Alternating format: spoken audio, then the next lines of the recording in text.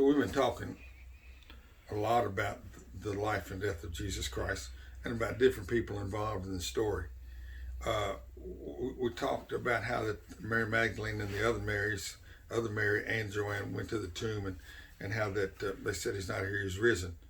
But they go back to where the disciples are, and Peter and John, the beloved, run to the tomb and find out that it's empty. And then when they go to the tomb, find out that it's empty, the Bible records that Peter goes back home. He doesn't proclaim anything, he just goes back home.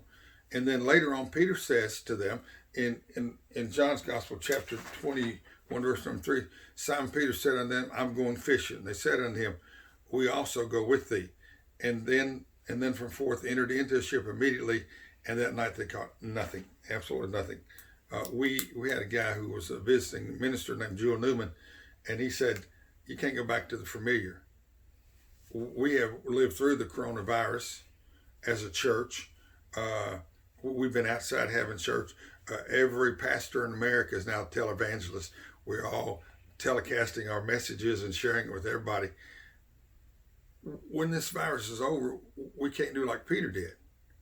Peter went back to the familiar. He went back to fishing the way he'd always fished before he had an encounter with Christ. He didn't change nothing.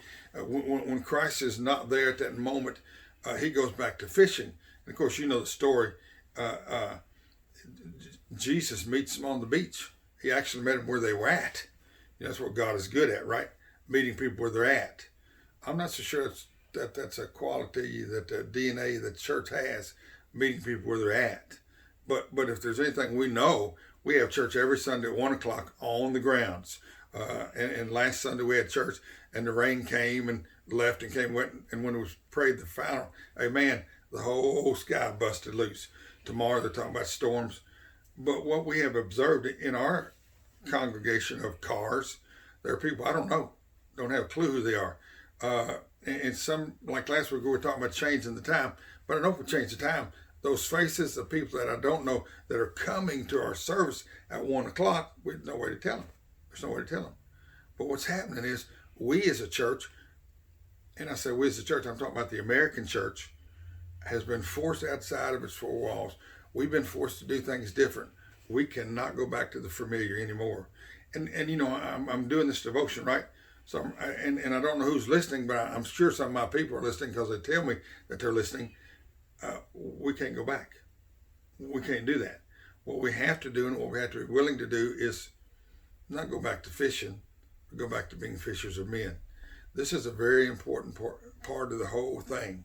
When Peter didn't believe what had happened, and Peter was consumed by his own grief and his own fear, he said, I'm going back to the familiar. If there's anything God doesn't want us to do, he doesn't want us to go back. We can't afford to go back. Peter fished all night long and caught nothing.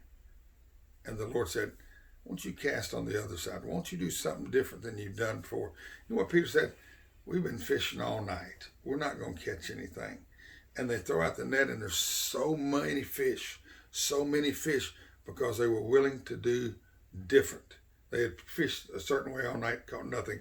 And when the Lord said, fish like this, they caught so many fish that the net almost was going to break. So